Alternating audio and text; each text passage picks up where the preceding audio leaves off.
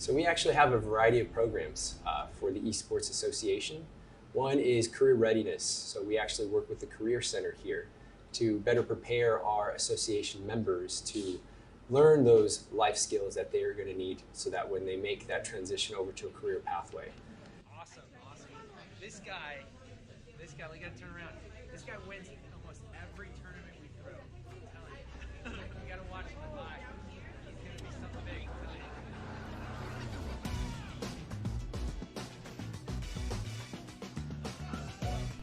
CSUDH Esports Association is centered in 4 domains: academics and research, community engagement, competition, and entertainment. We're trying to make sure that the students are prepared for the future, that they understand the diversity that media offers now, and again, look beyond the traditional outlets. They can gain fieldwork, partnerships, as well as potential job opportunities and in both the higher education and K-12 fields. We believe that esports is a strategy and not an outcome. Our association is here to help anyone that is willing to learn how to take your gaming skills to the next level through a supporting community.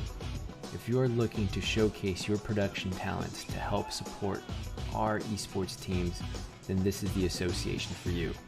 We host online and on-site tournaments that will allow our members to showcase their competitive spirit. Our association broadcasts out our competition and practices to entertain our community as well as our global audience. We believe that by joining us, you will come out of the association feeling transformed and better prepared to transfer your skills into your career. Join today and begin to explore endless opportunities through our Esports Association here at Cal State Dominguez Hills.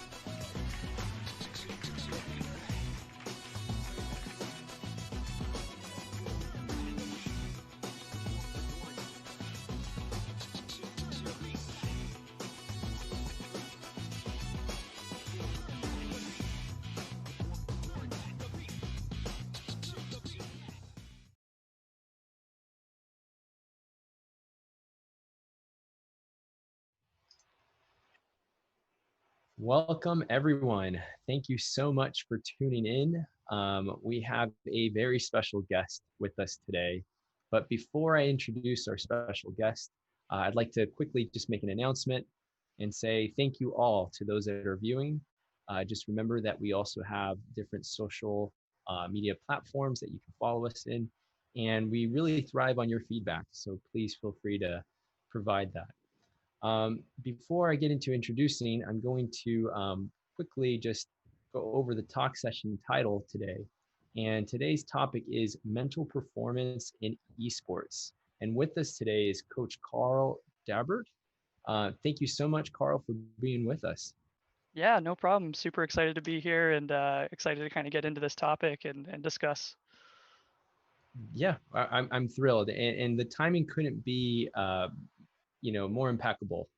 Essentially, we're in the middle of fall. Well, can't say middle. We just started fall, and everyone's getting back to school, and essentially everyone's a little bit shifting with the new normal that we're experiencing, and at the same time, looking at tryout time for a lot of the esports teams out there, and before getting themselves into those tryouts, just making sure that they're taking care of their academic schedules first.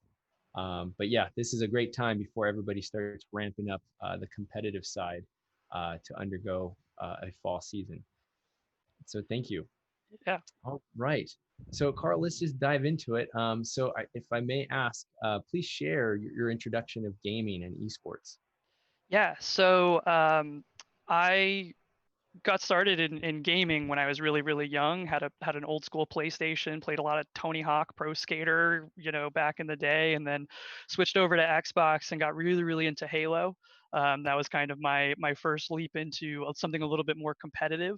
And I was doing pretty decently in Halo 2 and things of that nature back in 2003 and so on. But beyond that, when I kind of graduated with my bachelor's degree in psychology, I started to think a little bit more about mental performance. I was a traditional sport athlete for all my life. Cross country and track and field were kind of my go-tos. Track more than cross country, but I started to kind of question, what makes athletes or just individuals able to perform at the highest level. And obviously, there's the training aspect, the physical aspect, putting in time into your craft in order to maximize potential. And, as someone who was a pretty serious track athlete, I was doing the extra hours all the time, but that still didn't necessarily translate into great performance. So I started to kind of really question that and figure out, like, what are some of the other aspects that play into it, stuff like nutrition, stuff like sleep, and then I kind of landed on the big one for me, which was the mental side, things like confidence, things like stress and anxiety. And I ran with that, got my master's degree in sport and performance psychology. And right after, or actually during, while I was kind of finishing up my master's, I got an opportunity to work with the Immortals esport organization at the professional level, with their Overwatch team at the time. So I'm talking about the OGs for anyone who knows Immortals Overwatch. You have Verbo and Agilities and Grim Reality and that group. So I was lucky enough to kind of work with them through season 0, and just had a great time getting to know them and learn the world of esports a little bit more. And then after I finished that, I kind of realized that this was definitely my passion. It was my calling. I wanted to work with esport and traditional sport athletes on the mental side of things. So finished up my master's degree, ended up working with the Los Angeles Gladiators Overwatch team and their academy team at the same time.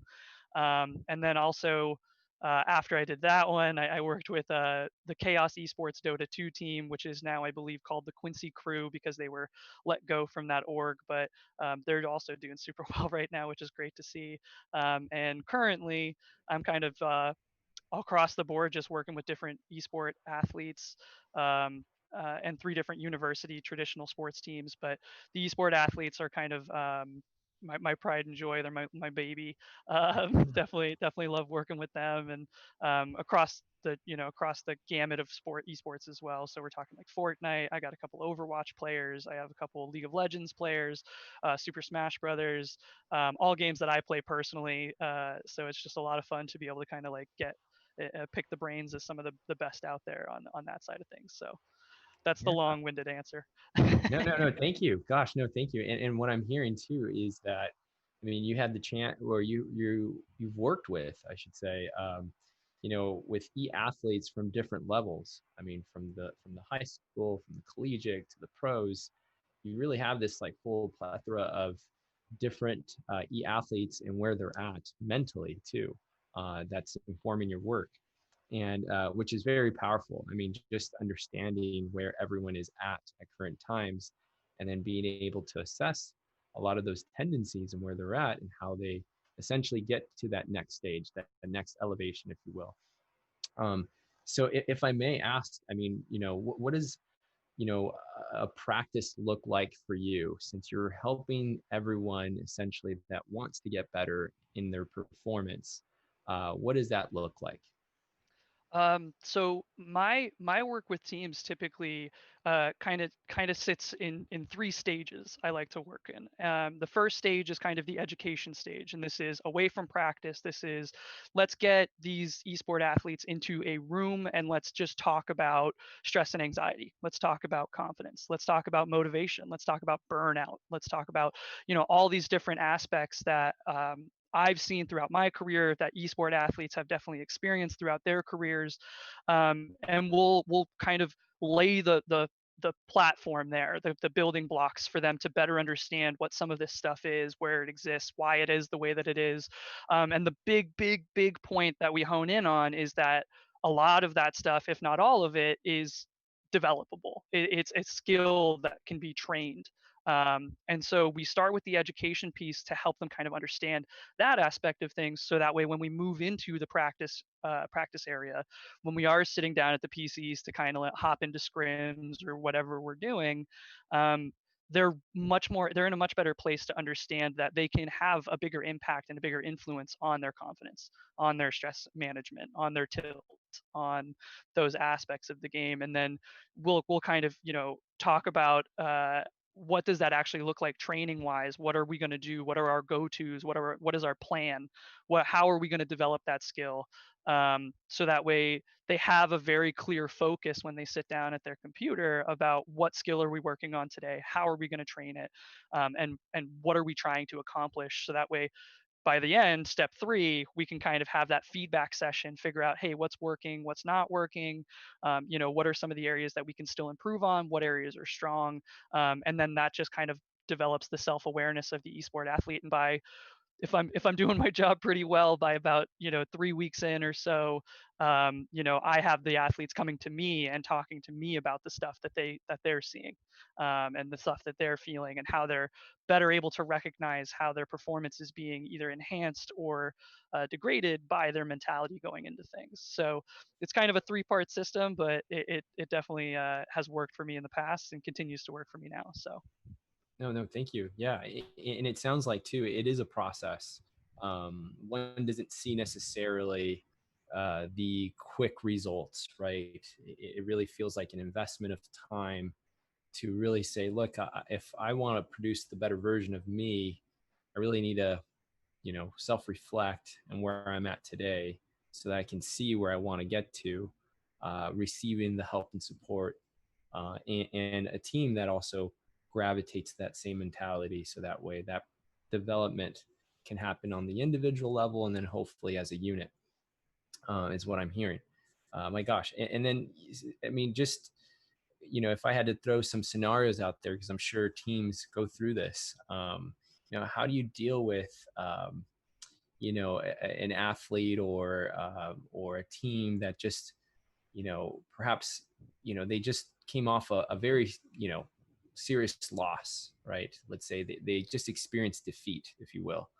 And, how do you prepare them, if you will, for those case scenarios that just naturally happen in a game? There will be a winner and a loser. How do you deal with that? Yeah, so a big thing that I talk about is kind of the growth mindset, and I try my best to help esport athletes adjust their perspective on wins and losses through viewing them as just opportunities to continue to learn and get better. And it's super easy to say it. It's much harder in practice, because you do care. There is that emotional element. There is that piece of you that you are putting into the game. And if you want to get to those higher levels, if you want to go from, a kid who plays it in their bedroom in high school to playing collegiately and continuing even beyond that, you have to be able to put that little extra piece of you into it in order to maximize performance. But we want to still kind of be able to separate the emotional aspect of things from the, okay, how can I learn, how can I get better, how am I going to respond to this instead of react to it. And before we even get to a situation where we're talking about a brutal loss, there are countless moments within games where athletes are going to struggle with, walking out of spawn and getting headshot by someone across the map that they never even saw. And immediately you have that rush of frustration, you have that rush of anger, of confusion, of all of those emotions, and those emotions are natural. And what a lot of players tend to do is they try to fight those emotions. They try to say, no, I can't react like that. I can't have those emotions because it's going to distract me. And my whole point is, no, those emotions are natural, but we need to create space between that emotional reaction and what we then do next. And I refer to it, like I just said, as responding instead of reacting.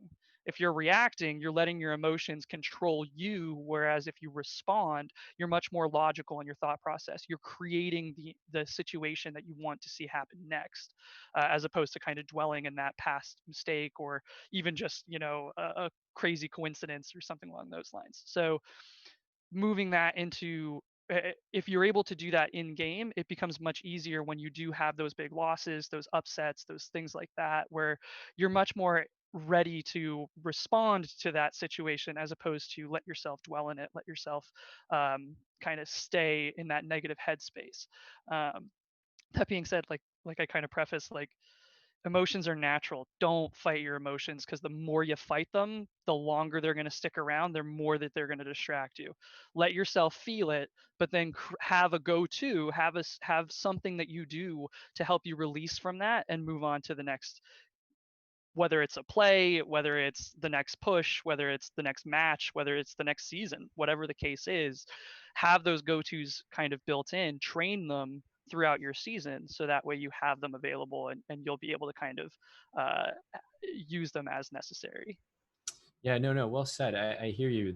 What I'm hearing is a lot of the difference between response and reaction, and much of it too is some of these games, right? They give you very little time to, even like you said earlier, you don't want to dwell on it, right? You don't really have much time. I mean, you may have just, I don't know, 30 seconds, maybe even Hmm. less, considering what game it is, and to see, okay, I really have to forget that particular round and I need to go to the next round ready with a better understanding of, hey, that was a situation that I completely have to give it to the other team. They just outplayed us, or you know what, it was something I could have done to prevent that, or the team. But again, outletting some of that, it's almost like it's natural, but some of that outlet could lead to possibly distraction.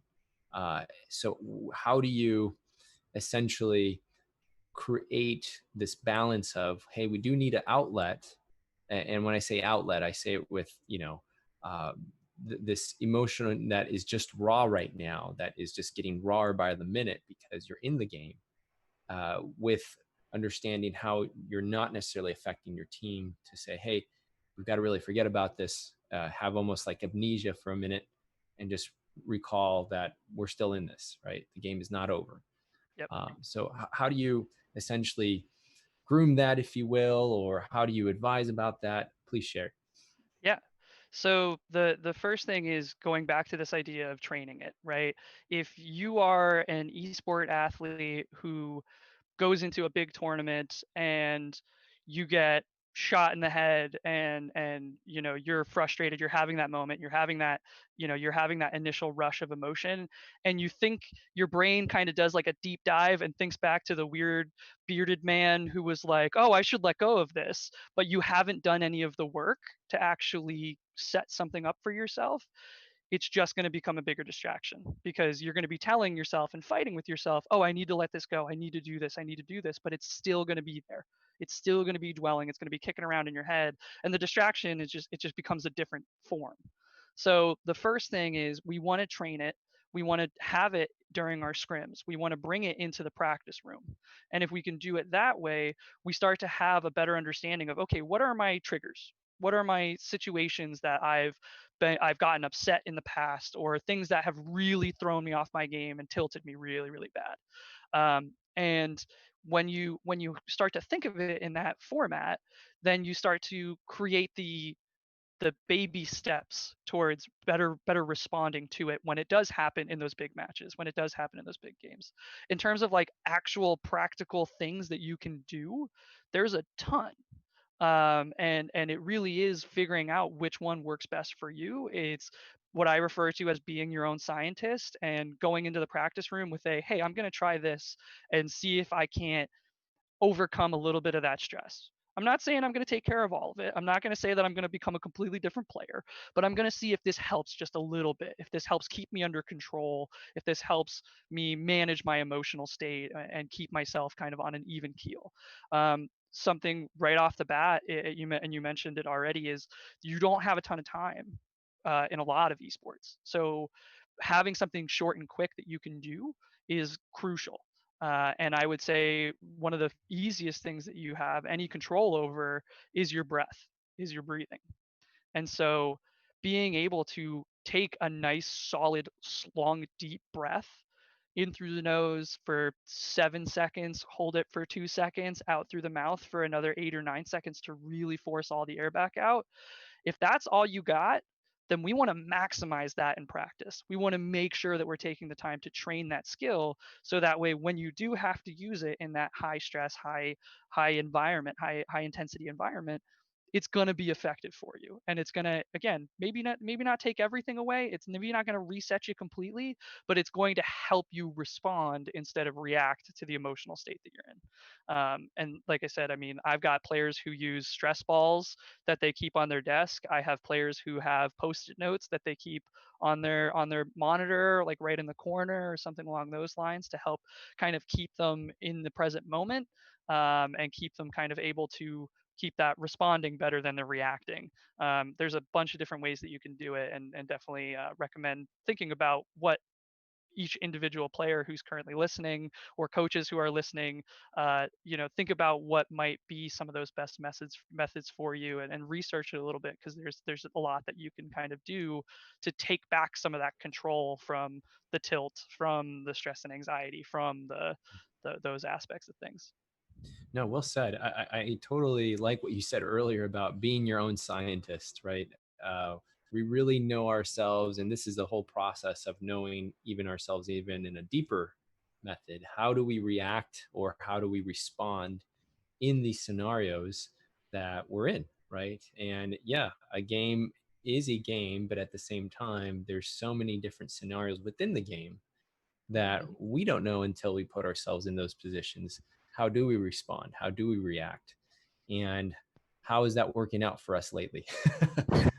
To see, is the real results showing that you're responding well, through your method of responding and coping? Because it sounds like it's a lot of coping mechanisms that we're trying to cultivate here, and trying to Mhm. unpack a little bit and what works given the scenario that we're in. And what I love about it too is just, yeah, we are talking about esports, but how that translates even to real world, right? It's almost, you don't typically have a lot of time, and it's almost like, okay, yeah, the breathing is so key to give oxygen to our brain to be able to make the best possible informative decisions, so that our next step doesn't debilitate us. So yeah, I totally hear that. And at the same time, it's something that I just heard you say that was very key, is this is why we have practices and scrims, is for you to bring all of that rawness, if you will, into those spaces and experience as much as possible, so that by the time of the actual game or tourney, or conference play, what have you, you already have a training of, okay, I do remember this. It happened during practice. It happened during our scrim. It happened during our last call. I'm able to just feel this out and not necessarily react to it because the situation's familiar now. Um, no, yeah, yeah, well said. It's so true in a lot of different methods beyond just esports. Um, but yeah, and if I may ask, Coach Carl, a lot of what you've experienced with other organizations, what have they've noticed since you've kind of come in and helped inform uh, the teams, the individual players, that taking time, not necessarily from the actual, hey, I am taking some time here to work on the mental aspect. Have there been some practices outside of the gaming that you help them do so that they're better prepared before they step into the actual gaming platform, if you will? Yeah, so there's going to be 2 points here. One is I'll talk about my experience in with the professional organizations that I've worked with, and then I have a little baby story about a Smash Brothers player that I worked with, which I think is just a really insightful and kind of meshes what you were just talking about of these two worlds.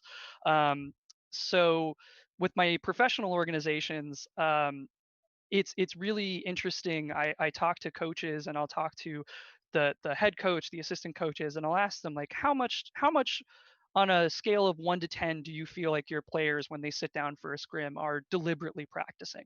And when I say deliberately practicing, I'm saying focusing on a specific aspect of their game, a specific thing that they're trying to accomplish, a goal for that day that they are trying to set up.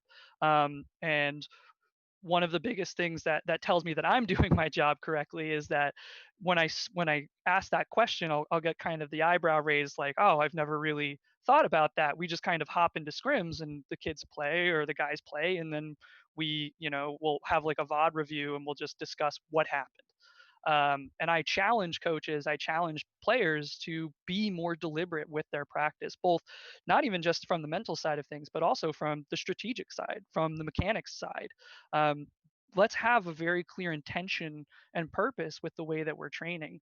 And when I do that, and then I ask those questions closer to the middle of a season or the end of the season, I'm getting eights, nines. It's super rare for a 10, but eights or nines are usually a pretty good ballpark for it. And I think that just shows the when we work with intention, when we work with a very clear idea of what we're trying to do, we maximize our opportunities to continue to get better. And instead of sitting down and playing 6 hours and kind of asking a player, hey, what did you learn from that? And they kind of go, I don't know, I have to watch the VODs.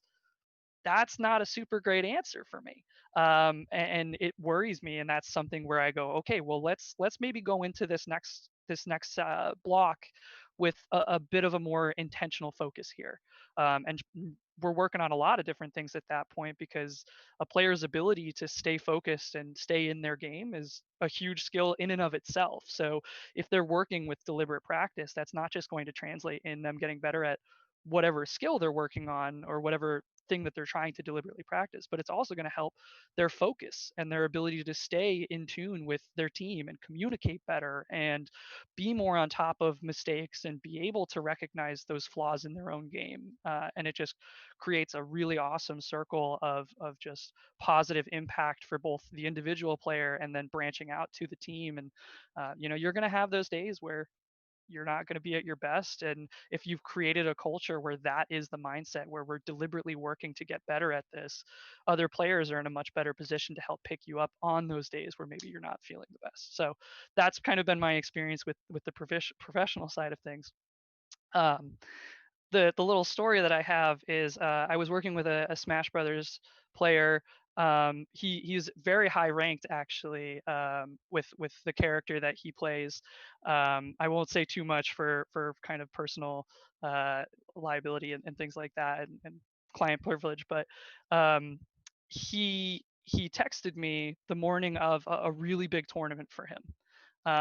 Just a super big competition, probably the biggest one that he had competed in a few months since he and I had started working together. And he was kind of in panic mode, kind of freaking out a little bit. And I just told him, I said, hey, let's stick with let's stick with our breathing exercise. You're going to be able to get through this. You know that it works. You've practiced it. You've put in the time. You're ready to go. Just you can do this. And he went on and he actually ended up making it further in the tournament than he had made it in any of his tournaments prior to. And was having a really great time and was actually going into the final. And he called me again right before the final and was in even more of a panic because his brain had time between his semifinal match and his final match to catch up with him and go, oh my God, you're playing in it, like you're in the final, like oh my God. And so he was just like full on. And I told him, I'm like, just stick with a breathing exercise, like really, like it's gotten you this far. Whatever it turns out, you've already accomplished what your goal was, which was to make it out of groups. Like you're in it, man, like you're in there. And so he hung up with me, and then he actually went on and he won. He won the final, yeah, and it was a super exciting moment for him. And I didn't hear from him until the next morning. He's a young player, a very young player, and he gave me a call. And I remember him being on the phone and he was super excited and he was thanking me up and down the street, telling me how great the breathing exercise worked for him. And I said, oh, awesome, awesome. And, me being a professional and wanting to know a little bit more about him and his experience with the breathing exercise, I asked him, I said, well, at what point did you use it before the final? Or like, did you use it throughout? Like what was kind of Right. going through your head? And he called, on the phone, and he was like, oh no, I didn't use it during the final. And Right. I was kind of like, Yeah. It's a shock. okay, yeah. I'm like, Okay. well, you just thanked me for the breathing exercise up and down the street. Why are you Yeah. thanking me then? And he said that after he won, he and a group of his friends who were at the venue decided that they were going to go and hang out at another friend's house for a little while to celebrate. And what ended up happening was he lost track of time because he was having such a good time hanging out with his friends that Hmm. by the time he made it home, it was past his curfew, and his mother was sitting up waiting for him Oh yeah. and was not super happy with him being out late. And so he told me, he said his mother started getting into his face, yelling at him, "Where were you? What were you doing? What are you thinking?" All of this stuff. Right, right. And the player was able to use the breathing exercise to calm himself down in that moment. And what it allowed was, instead of reacting to his mother screaming at him, he was able Right. to respond to his mother and instead calmly explained what happened, told her how excited he was that he won this tournament, that he wasn't supposed to win. Right, right. Um, and his mother was actually understood and didn't end up grounding Wow. him. Wow. Yeah. I love that And story. yes, and so he had called me just so excited, and I was kind of like taken aback by it, and I was like, okay. And that was one of the, the couple of instances throughout my career where I've seen the Mm, impact of the mental side of performance right. outside of the traditional performance aspect that I work with a lot of teams and players and coaches on. So yeah, that's a super fun one for No, me. thank you so much. Yeah, I mean, yes, it just goes to show again, the breathing exercises is applied anywhere at any time, and especially if you need to give an explanation to your parents. Yeah. Um, and yeah, that's super funny just because man, he was super thrilled, and for him to like be able to explain it in a calm, subdued way to get him out of that jam. Yep. Oh man, how cool! And yeah, I mean, again, it just goes to show too. The nerves when they start wanting to creep up. Is that something that you share with your e athletes? Say, hey, uh, take notice when that happens. Does it happen quite frequently? Every single practice, scrim, game, do you not feel it until you're actually in the middle of the game, when you start realizing what's happening? Or, do you go down that kind of path with each and individual player, or is that something that they just naturally bring up to you? Yeah, so I will usually, that's one of the first things that we'll kind of discuss, because I work with, it's an old sports psychology technique called the eyes off. And it's the what it stands for is the individualized zone of optimal functioning. And Mm, essentially, if you think of it like a bell curve, mm, if on one end is you when you're asleep, and on the other end is you when you're like full panic mode, the world is on fire, like everything's yeah. going crazy, super stressed out, super anxious. Mm, The eyes off essentially says that individuals work their best when they're kind of right in between those two states for the uh, most part, mm, right? So you're right at the tip of the bell curve where you're stressed out, you're awake and you're alert, but you're not so over stressed out that you're freaking out. And the eyes off goes further, and essentially it goes, that was a great start, mm, but what it really actually turns out is that everyone has their own individual eyes off. They have their own individual area of stress that they work best under. So one of the first things that I do with players is to try and figure out, where is that for you? Do you need to mm, feel like the match is on your shoulders? You're the guy that needs to step up. You're the guy that has, you're carrying the team. Or are you someone who maybe needs to feel super chill, super relaxed, very kind of lax with things? mhm, And once we have, and well, the first thing we do is we talk about that, we explain it, and then we'll sit down and we'll go, okay, well, let's think about some of your best past performances, mm, right? When have you been at your best, and what kind of stress have you been working under in those situations? Was it when you guys were the underdog, when you didn't have a care in the world because you were lucky to be in the match that you were in the first place? mhm, Because that's a relatively low stress environment. You have everything to gain and nothing to lose. Or were you much better when you were in that championship match that everything was hinging on the next point or the next play, and you were just like zoned in and super focused and ready to go? And once we kind of pull out certain instances that kind of speak to one side or the other side or somewhere in the middle, then we start talking about those techniques. We start talking about, okay, what are some psych up techniques for when you're feeling a little sluggish, but you recognize that you need to maybe get a little bit more activated? right, And what are some psych down techniques that we can use if you're super stressed out and now you have to kind of bring yourself back down? Right. And once you kind of have those techniques and you train them and you work on them, you become a much more prepared athlete. And preparation is the key to confidence. Mm, Feeling like you have the preparation there helps you understand, hey, whatever situation I'm thrown into, whatever the circumstances are, I'm ready to compete. mm, And mm. get out of my way when I'm like that, because I'm going to take you down.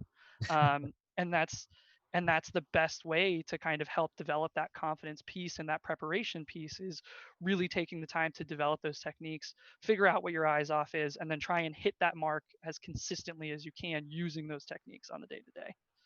Excellent. I mean, and Coach Carr, like, what do you recommend? I mean, many teams will go through their practices and they'll do some form of VOD review. Is there something in particular that you would recommend and say, include this during your time of VOD review?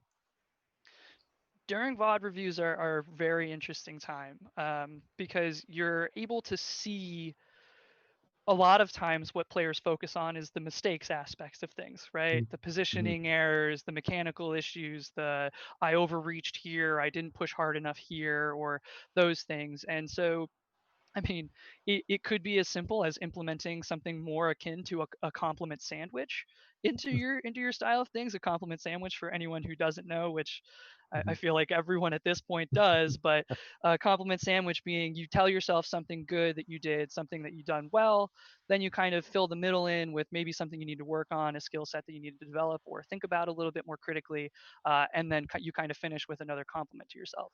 Mm-hmm. I do a little bit of a different variation, because one of the things that I like to do with my compliment sandwiches is you do the thing that you did well, you Mm-hmm. do the thing that you need to work on, but then the bottom piece, you want to actually try and tie whatever strength that you have there into how it's going to help you resolve that problem in the middle section. Okay. Oh, Okay. mm, And when you do that, it creates a path forward. And instead of it just being like pat on the back, wag of the finger, pat on the back, it becomes pat on the back, wag of the finger, path forward. How are we going to resolve that issue? How are we going to take care of it? What are we going to do to actually train and get better at that certain aspect of things? love it. And you use it from a strengths perspective. You use it from a here's something that you did really well at this point. If we Mm, thought or we maybe use that skill here, it mm, might actually help you with recognizing how you're out of position earlier so you don't end up so far forward. Or here's a moment where maybe it kind of looks like you lost your cool a little bit, but mm, here's another situation in which you were communicating really well with your teammates and you seem to kind of calm yourself down, mm, right? And you're able to kind of tie those two things together. And it, like I said, it's all about finding that next, how are we going to get better, how are we going to push the envelope forward. um, right. and that's how I kind of do things. So VOD reviews are a really, really excellent time to do that, because you're zoomed out, because you have that opportunity to hear how you're talking, hear what you're saying to your teammates, see how you're responding to the various situations that come up. And you can be in a much better position to learn from those circumstances. And then also, instead of it just being a one time, oh yeah, I probably shouldn't do that, it becomes like, yeah, I shouldn't do that, and here's how I'm going to not do that next time. Mm. And you can kind of continue that growth mindset that I mentioned earlier. Yeah, no, excellent, excellent. From what I'm hearing, it's like at the end, that difference is the action plan. What does that action plan look like for you to get out of perhaps the area that you're trying to essentially break into, right? And so the VOD aspect of it is to understand and unpack it at that moment. Now, speaking of that moment of VOD review, during the time of an actual match, you're really, stress is high. And what you just mentioned earlier about, you need a little bit of that in between balance, right? You do need a little stress because it essentially alerts you to keep your eyes and focus concentrated that you're in the match, right? And then you need a little bit of that, um, you know, nonchalant, just, hey, I'm here. I realize I'm really grateful to be in this opportunity to be part of a team. And, we're going to go with it. And here we go.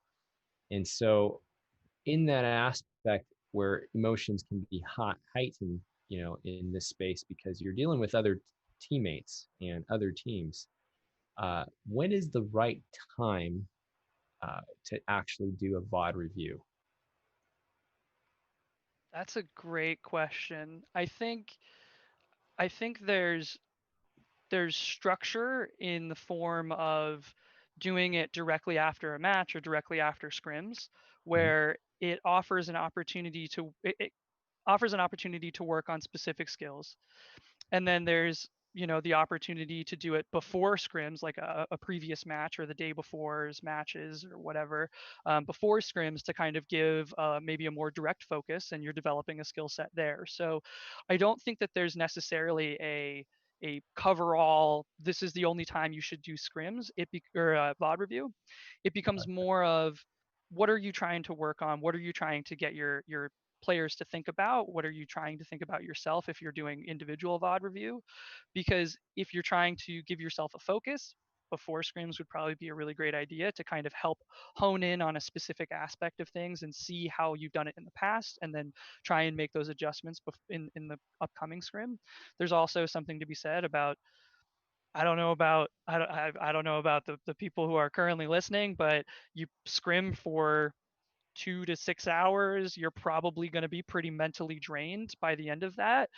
Forcing yourself to kind of stretch that mental toughness muscle, or that mental flexibility muscle, a little bit, and kind of force yourself to sit down and try and think critically about some of your past matches, is its own skill set in and of itself, and something that you're definitely going to use down the road. So it is, having that clear intention of, what is VOD review to us? How are we going to use it to better our team today, outside of the obvious of strategic, oh, this is the way that we approached it this time. Maybe we want to do it this way.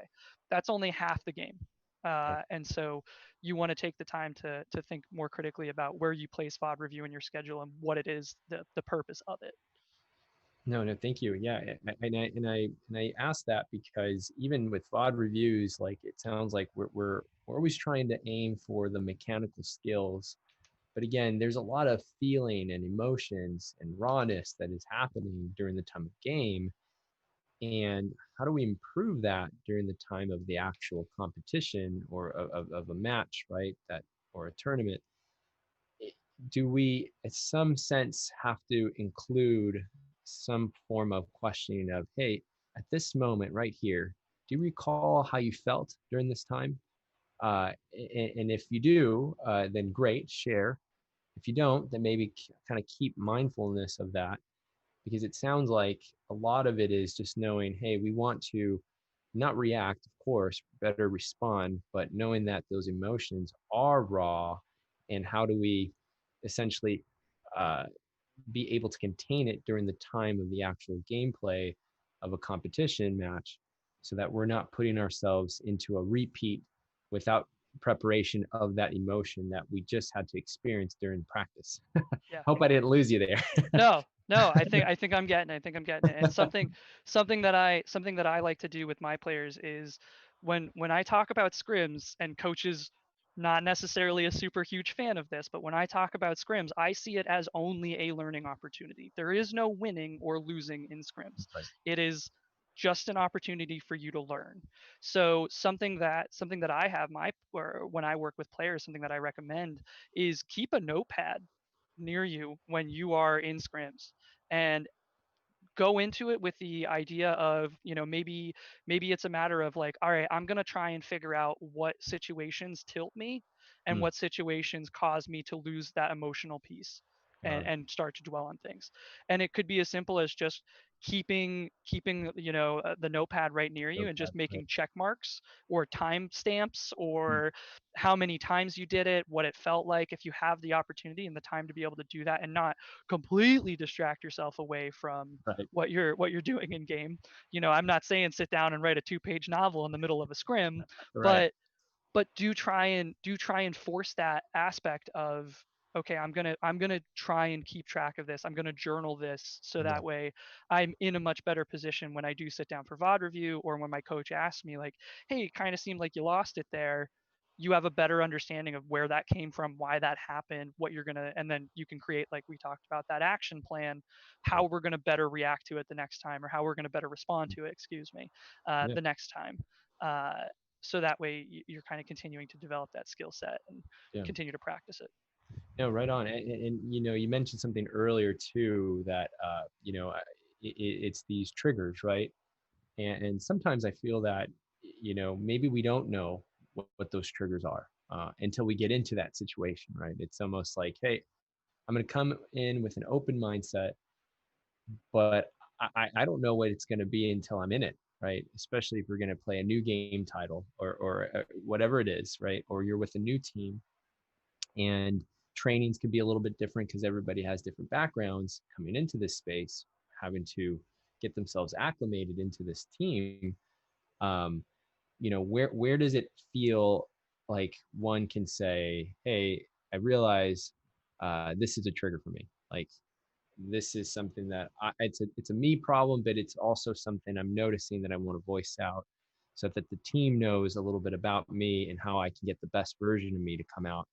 And I say it with that openness of, hey, I don't want to prevent us from, you know, a win or a loss at that round, but it is something that I need help in, and perhaps the communication has to, I don't know, change a little bit and guide into a different direction so that we're not fueling a trigger that we may not know that is being fueled. Um, so, is there like something that you assess your players first off to say, hey, what are our trigger points? Or, hey, let's discover what those are because everybody has one. um, or, you know, do you, um, you know, what does that look like, I guess, in some aspect? Yeah. So self-awareness, as far as I am concerned, is the supreme mental skill. And I say it like that. It's a Mm, skill. People can become better at recognizing their own stuff. mm, And it really does come back to the deliberate choice that you are making when you are going into scrims to try and pay attention to that stuff. And when we do that, we activate the neural net in our brain, our neural fibers, to start to pay attention to that stuff more. And if you're someone who, like I kind of mentioned, that player who, plays for 6 hours and at the end of it kind of shrugs and goes, I don't really know what I got out of that, then that's where you need to start. We need to start, hey, I'm going to stay super hyper focused on how I am playing right now outside instead of just the mechanics and the strategy. I'm going to pay attention to how I am feeling. How are my emotions throughout this match? What are they saying to me? What are my triggers? I talk, I should say. I use Ken Revisa's model of the green light, yellow light, red light. Green light means go. You're good to go. You're in a good mental spot. You're able to just stay focused on the game. You're feeling not necessarily supremely confident, but you're confident enough. And then you have your yellow lights, which is where your triggers kind of live. Those things that are kind of like, hey, if I recognize this stuff, I need to pump the brakes a little bit, and I need to take a second. And for a player who is trying to develop that self-awareness piece, sitting with that for a couple extra seconds and really letting yourself feel that and kind of recognize, like, oh, where is this coming from? Is this from me getting upset with my teammates? Is this getting upset from the way that we're communicating? Is this getting upset from what just happened in the game, from a mistake that I made? Whatever the case is. And then write that down, keep a track of that. And then red light is pretty much, you need to stop. You need to get up. You need to step away from the PC. You need to take some time away from it. A lot of ladder players, or players who train on ladder, hit red lights pretty quickly, and working through your red lights and trying to get yourself back to a yellow is a skill set that you can work on. So when we start talking about, like, these triggers and trying to recognize them, that self-awareness is the supreme skill. But it's the active decision that you're making to go into scrims and say, I am going to try and pay attention to this stuff. I am going to, and even before you get into the scrim, trying to think back to those high intensity environments or those situations where you have lost your cool, and kind of have that preconceived kind of primer of, like, oh, this is a situation that might kind of creep up. Let's see if it happens again and if I react the same way, and keep track of that. And journaling, as much as players hate to hear me say it, it's what the best in the world are doing across any sport, across any domain. If you want to get as good as you can get, you need to develop that self awareness skill. mm. And the best way to do that is to bring it back to, I'm going to ask myself these questions. I'm not going to let a coach have to probe me. And if a coach does probe me, that's great. I have that extra insight into what they're seeing, and Right. even my teammates have that open communication with them. But I need to take responsibility for what I am doing and how I am reacting. And choosing to journal is a part of that taking responsibility. And when we take responsibility of things, we tend to take it pretty seriously as well. So it helps in the process of how Mhm. quickly are we going to develop that skill of self-awareness, and what can we do to maximize that as quickly as possible.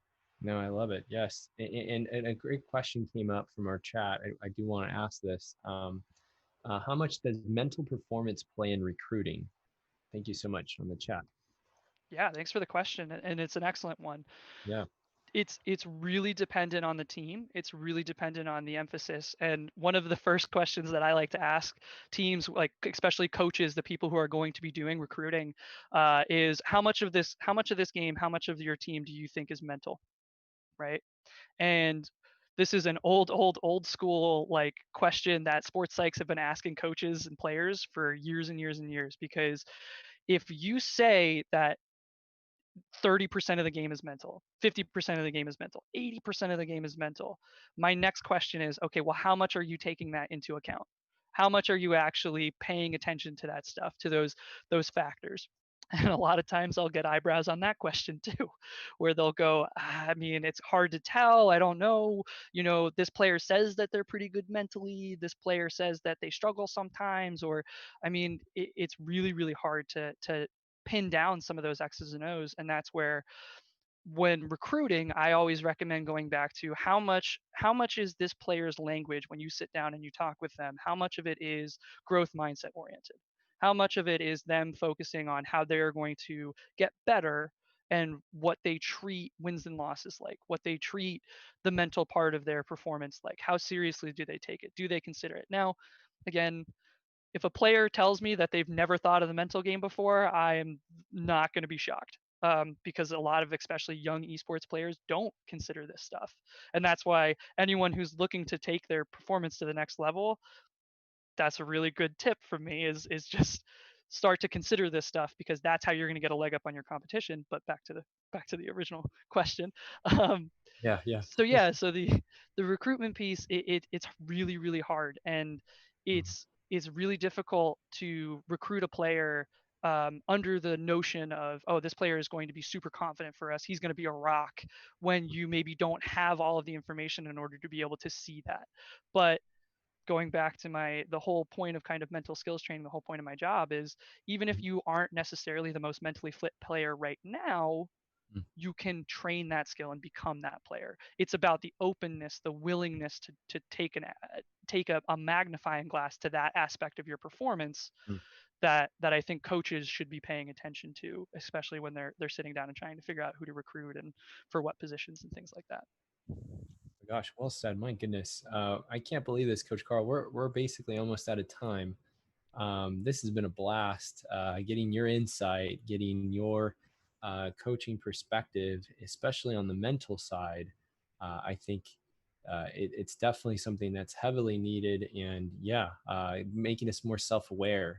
And I know we got to do this again sometime soon. I know for those that are listening, those that are, like I said earlier, are in the middle of tryouts, in the middle of getting their roster together.